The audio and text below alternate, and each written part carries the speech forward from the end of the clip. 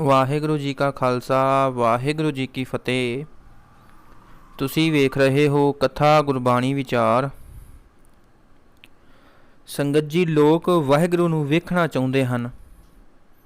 ਬੜੀ ਤੀਵਰ ਇੱਛਾ ਹੋਵੇ ਤੇ ਵਾਹਿਗੁਰੂ ਕੁਝ ਬਣ ਕੇ ਵੀ ਆਪ ਦਰਸ਼ਨ ਦਿੰਦੇ ਹਨ, ਪਰ ਉਹ ਹੈ ਤੇ ਝਲਕਾਰਾ ਮਾਤਰ ਹੀ। ਇੱਕ ਦੇਰ ਦੀ ਗੱਲ ਹੈ, ਕੁਝ ਬੰਦੇ ਕਸ਼ਮੀਰ ਜਾ ਰਹੇ ਸਨ ਤਾਂ ਉੱਥੇ ਜਾਂਦਿਆਂ ਰਾਵਲਪਿੰਡੀ ਵਿੱਚ ਇੱਕ ਬੀਬੀ ਮਿਲੀ। ਉਸ ਦਾ ਪਤੀ ਗੁਜ਼ਰ ਚੁੱਕਾ ਸੀ, ਵਿਧਵਾ ਸੀ ਵਿਚਾਰੀ, ਬਹੁਤ ਦੁਖੀ ਸੀ। ਜਿਨ੍ਹਾਂ ਦੇ ਘਰ ਉਹ ਠਹਿਰੇ ਸਨ ਉਹਨਾਂ ਦੀ ਨੂੰਹ ਸੀ ਉਹ, ਅਤੇ ਉਹਨਾਂ ਦੇ ਹੱਥ ਧਵਾਉਣ ਆਈ ਉਹ।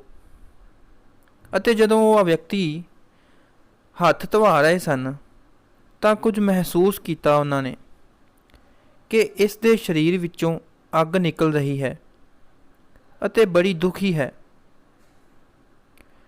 ਉਹਨਾਂ ਉਸ ਦੇ ਘਰਦਿਆਂ ਤੋਂ ਉਸ ਔਰਤ ਦਾ ਹਾਲ ਪੁੱਛਿਆ, ਅਤੇ ਜਦ ਉਹ ਦੂਸਰੀ ਵਾਰ ਹੱਥ ਧਵਾਉਣ ਆਈ ਤਾਂ ਉਹਨਾਂ ਉਸ ਔਰਤ ਨੂੰ ਕਿਹਾ ਕਿ ਤੈਨੂੰ ਕਿਸੇ ਨੇ ਇੱਕ ਸੁਨੇਹਾ ਭੇਜਿਆ ਹੈ। ਉਸਨੇ ਬੜੀ ਦਰਦ ਭਰੀ ਆਵਾਜ਼ ਵਿੱਚ ਕਿਹਾ, ਕਿਹੜਾ ਸੁਨੇਹਾ? ਸਾਨੂੰ ਸੜਿਆਂ ਨੂੰ ਕੌਣ ਸੁਨੇਹਾ ਭੇਜਦਾ ਹੈ? ਉਸ ਬੰਦੇ ਨੇ ਬੜੀ ਹਲੀਮੀ ਨਾਲ ਜਵਾਬ ਦਿੱਤਾ, ਉਹ ਜਿਹੜਾ ਸਾਰਿਆਂ ਦਾ ਆਪਣਾ ਹੈ, ਉਸ ਨੇ ਸੁਨੇਹਾ ਭੇਜਿਆ ਹੈ। ਉਸ ਔਰਤ ਨੇ ਫਿਰ ਪੁੱਛਿਆ, ਕਿਸ ਨੇ? ਉਸ ਬੰਦੇ ਨੇ ਕਿਹਾ ਕਿ ਸਤਿਗੁਰ ਬਾਬੇ ਨਾਨਕ ਨੇ ਤੈਨੂੰ ਸੁਨੇਹਾ ਭੇਜਿਆ ਹੈ। ਉਸ ਔਰਤ ਨੇ ਹੈਰਾਨ ਹੋ ਕੇ ਕਿਹਾ, ਹੈਂ? ਫਿਰ ਉਹ ਬੰਦੇ ਨੇ ਕਿਹਾ ਕਿ ਪਾਤਸ਼ਾਹ ਨੇ ਕਿਹਾ ਹੈ ਕਿ ਤੈਨੂੰ ਬੱਚੇ ਪੈਦਾ ਕਰਨ ਵਾਲੀ ਮਸ਼ੀਨ ਬਣਨ ਵਾਸਤੇ ਨਹੀਂ ਪੈਦਾ ਕੀਤਾ, ਤੈਨੂੰ ਨਾਮ ਜਪਣ ਵਾਸਤੇ ਪੈਦਾ ਕੀਤਾ ਹੈ। ਉਹ ਵਿਅਕਤੀ ਨੂੰ ਕਹਿੰਦੀ ਕਿ ਇਹ ਨਾਮ ਕੀ ਹੁੰਦਾ ਹੈ। ਉਹ ਰੱਬ ਦੇ ਬੰਦਿਆਂ ਨੇ ਉਸ ਨੂੰ ਵਾਹਿਗੁਰੂ ਮੰਤਰ ਦਾ ਜਾਪ ਕਰਨ ਵਾਸਤੇ ਸਮਝਾਇਆ। ਇਹ ਗੱਲ ਹੈ, ਉਹ ਮੰਨ ਗਈ, ਨਾਮ ਜਪਣ ਲੱਗ ਪਈ। ਥੋੜ੍ਹੇ ਦਿਨਾਂ ਵਿੱਚ ਹੀ ਉਸ ਦਾ ਮਨ ਸ਼ਾਂਤ ਰਹਿਣ ਲੱਗਾ। ਉਸ ਨੂੰ ਇਹ ਮਹਿਸੂਸ ਹੋਣ ਲੱਗਾ ਕਿ ਉਹ ਹੁਣ ਸੁਖੀ ਹੋ ਗਈ ਹੈ। ਉਸ ਦੇ ਅੰਦਰ ਠੰਡ ਪੈ ਗਈ। ਫਿਰ ਉਸਨੇ ਨਾਮ ਦੀ ਸਾਬਤ ਕਦੇ ਕੁਝ ਨਾ ਪੁੱਛਿਆ, ਸ਼ੌਂਕ ਨਾਲ ਲੱਗੀ ਰਹੀ। ਇੱਕ ਦਿਨ ਫਿਰ ਉਸ ਬੰਦਿਆਂ ਨੂੰ ਫਿਰ ਮਿਲੀ ਅਤੇ ਕਹਿਣ ਲੱਗੀ ਕਿ ਹੁਣ ਮੇਰਾ ਸਹੁਰਾ ਮੈਨੂੰ ਰੋਟੀ ਦੇਣ ਤੋਂ ਵੀ ਸੰਕੋਚ ਕਰ ਰਿਹਾ ਹੈ। ਤਾਂ ਉਸ ਬੰਦੇ ਨੇ ਕਿਹਾ ਕਿ ਤੂੰ ਕੋਈ ਪੜ੍ਹ ਕੇ ਨੌਕਰੀ ਕਰ ਲੈ। ਉਸਨੇ ਫਿਰ ਪੜ੍ਹਨਾ ਸ਼ੁਰੂ ਕਰ ਦਿੱਤਾ। ਫਿਰ ਉਸਨੇ ਜੂਨੀਅਰ ਕੈਂਬਰਿਜ ਦਾ ਇਮਤਿਹਾਨ ਦੇ ਦਿੱਤਾ ਅਤੇ ਉਸ ਦੇ ਨਾਲ ਦੀਆਂ ਕੁਝ ਕੁੜੀਆਂ ਨੇ ਉਸ ਨੂੰ ਕਿਹਾ, ਕੁਝ ਖਾਸ ਮਿਹਨਤ ਤਾਂ ਤੂੰ ਕੀਤੀ ਨਹੀਂ, ਤੂੰ ਪਾਸ ਕਿਵੇਂ ਹੋਏਂਗੀ? ਉਸਨੇ ਕਿਹਾ ਕਿ ਪਾਸ ਕਰਨ ਵਾਲਾ ਕੋਈ ਹੋਰ ਹੈ, ਪ੍ਰੀਖਿਆ ਲੈਣ ਵਾਲਾ ਕੋਈ ਹੋਰ ਹੈ। ਉਹ ਉਸ ਇਮਤਿਹਾਨ ਵਿੱਚ ਪਾਸ ਹੋ ਗਈ। ਫਿਰ ਉਹ ਪਿੰਡੀ ਤੋਂ ਦਿੱਲੀ ਆ ਪੁੱਜੀ। ਫਿਰ ਉਸਨੇ ਨੌਕਰੀ ਵਾਸਤੇ ਅਰਜ਼ੀ ਦਿੱਤੀ। ਅਰਜ਼ੀਆਂ ਉੱਥੇ ਬੜੀਆਂ ਸਨ। ਹੋਰ ਲੋਕਾਂ ਨੇ ਉਸ ਨੂੰ ਕਿਹਾ ਕਿ ਤੈਨੂੰ ਕਿਸ ਨੇ ਨੌਕਰੀ ਦੇਣੀ ਹੈ? ਉਸ ਔਰਤ ਦਾ ਜਵਾਬ ਸੀ ਕਿ ਨੌਕਰੀ 'ਤੇ ਰੱਖਣ ਵਾਲਾ ਹੈ, ਉਹ ਆਪ ਹੀ ਰੱਖੇਗਾ। ਸਾਰੇ ਫਿਕਰ ਨੇ ਉਸ ਨੂੰ, ਸਾਰੇ ਫਿਕਰ ਨੇ ਉਸ ਸੱਚੇ ਪਾਤਸ਼ਾਹ ਨੂੰ। ਉਸ ਨੂੰ ਨੌਕਰੀ ਮਿਲ ਗਈ। ਹੁਣ ਉਹ ਗੁਜ਼ਾਰੇ ਜੋਗੀ ਤਨਖਾਹ ਲੈ ਰਹੀ ਸੀ। ਉਹ ਸੋਹਣੀ ਸੀਰਤ ਵਾਲੀ ਸੀ ਅਤੇ ਸਤਿਗੁਰ ਦੇ ਹਾਜ਼ਰ ਨਾਜ਼ਰ ਹੋਣ 'ਤੇ ਉਸ ਨੂੰ ਇੰਨਾ ਵਿਸ਼ਵਾਸ ਹੈ ਕਿ ਇਹ ਵਿਸ਼ਵਾਸ ਉਸ ਦੇ ਜੀਵਨ ਦੇ ਹਰ ਹਿੱਸੇ 'ਤੇ ਉਸ ਦਾ ਸਹਾਈ ਹੈ। ਹੁਣ ਉਹ ਨਾਮ ਜਪਦੀ ਹੈ ਅਤੇ ਆਪਣਾ ਜੀਵਨ ਨਿਰਵਾਹ ਕਰਦੀ ਹੈ, ਦਸਾਂ ਨੋਹਾਂ ਦੀ ਕਿਰਤ ਕਮਾਈ ਕਰਕੇ, ਅਤੇ ਆਪਣੇ ਭਰਾਵਾਂ ਨੂੰ ਵੀ ਉਸਨੇ ਪਾਲਿਆ ਹੈ। ਨਾਮ ਜਪਣ ਵਾਲੇ ਵਿੱਚ ਸ਼ਕਤੀ ਆ ਜਾਂਦੀ ਹੈ।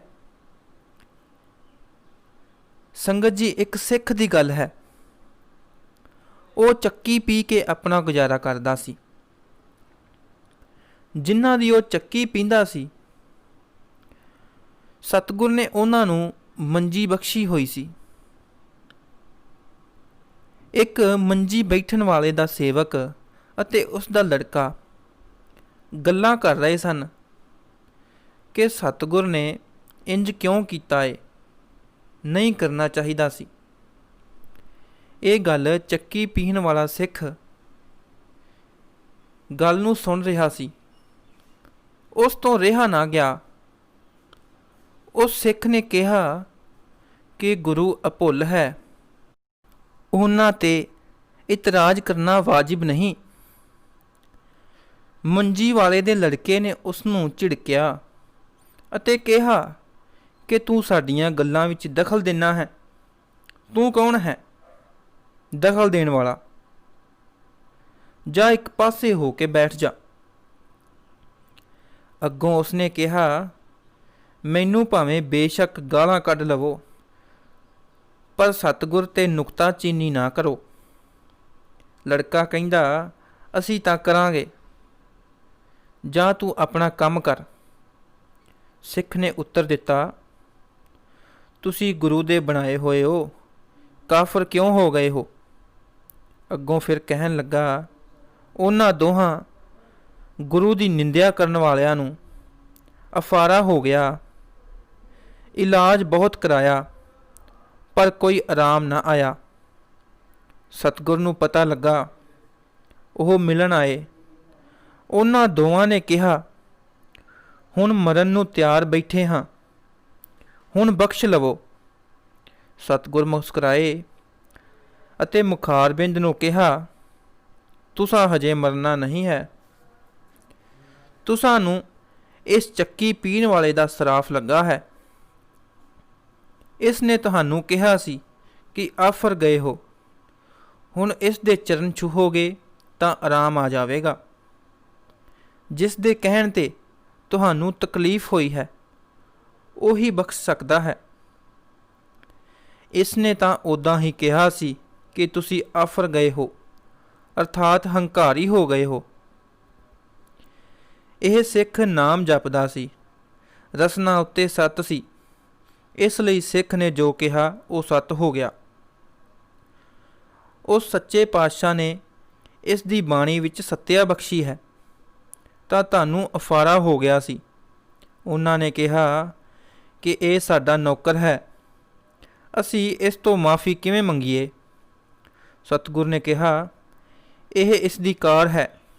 ਇਹ ਨਾਮ ਤੇ ਸਿਮਰਨ ਵਾਲਾ ਪੁਰਸ਼ ਹੈ।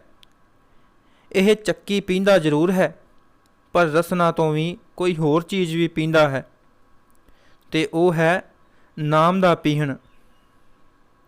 ਵਾਹਿਗੁਰੂ ਵਾਹਿਗੁਰੂ ਜਪਦਾ ਰਹਿੰਦਾ ਹੈ, ਤੇ ਇਸ ਵਿੱਚ ਸ਼ਕਤੀ ਆ ਗਈ ਹੈ। ਇਸ ਤਰ੍ਹਾਂ ਦੀ ਮਹਾਭਾਰਤ ਵਿੱਚ ਵੀ ਕਥਾ ਆਉਂਦੀ ਹੈ। ਪਾਂਡਵਾਂ ਨੇ ਜੱਗ ਕੀਤਾ ਤੇ ਜੱਗ ਨਿਰਵਿਘਨ ਹੋਇਆ ਹੋਵੇ। ਪਿੱਛੋਂ ਸ਼ੰਖ ਆਪ ਹੀ ਵੱਜ ਪੈਂਦਾ ਸੀ।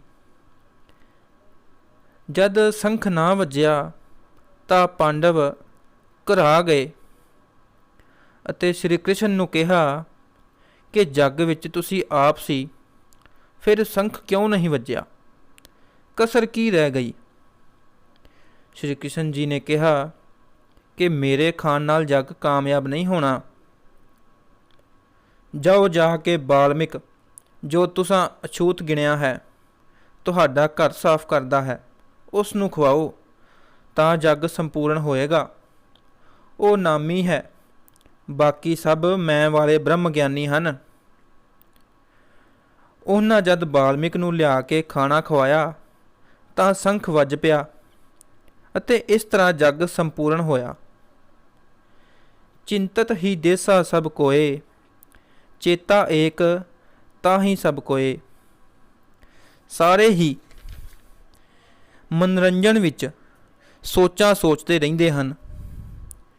ਕੋਈ ਘਰ-ਬਾਰ ਜਾਂ ਵਪਾਰ ਦਾ ਖਿਆਲ ਕਿਸੇ ਵੇਲੇ ਕਰੇ ਤਾਂ ਹੋਰ ਗੱਲ ਹੈ। ਹਰ ਵਕਤ ਇਸੇ ਵਿੱਚ ਰੁੱਝੇ ਰਹਿਣਾ। ਪਰ ਆਮ ਤੌਰ 'ਤੇ ਅਸੀਂ ਅਕਾਰਤ ਸੋਚਾਂ ਵਿੱਚ ਪਈ ਰਹਿੰਦੇ ਹਾਂ। ਆਕਾਸ਼ ਵਿੱਚ ਖਿਆਲੀ ਮਹਿਲ ਬਣਾਉਂਦੇ ਰਹਿੰਦੇ ਹਾਂ। ਇਸ ਦਾ ਨਤੀਜਾ ਕੀ ਹੁੰਦਾ ਹੈ? ਸਿਰਫ ਦੁੱਖ। ਇਹ ਸੋਚਾਂ ਦੀ ਮਨ ਨੇ ਚੱਕੀ ਚਲਾਉਣੀ ਹੈ। ਇਸ ਨੂੰ ਹੋਰਨਾਂ ਫੁਰਨਿਆਂ ਤੋਂ ਹੋੜ ਕੇ ਵਾਹਿਗੁਰੂ ਦੇ ਸਿਮਰਨ ਵਿੱਚ ਲਾਈਏ। ਵਾਹਿਗੁਰੂ 'ਤੇ ਭਰੋਸਾ ਰੱਖੀਏ। ਉਹ ਸਭ ਕੁਝ ਆਪੇ ਕਰ ਦਿੰਦਾ ਹੈ। ਬਸ ਭਰੋਸੇ ਦੀ ਲੋੜ ਹੈ। ਵਾਹਿਗੁਰੂ ਜੀ ਕਾ ਖਾਲਸਾ, ਵਾਹਿਗੁਰੂ ਜੀ ਕੀ ਫਤਿਹ।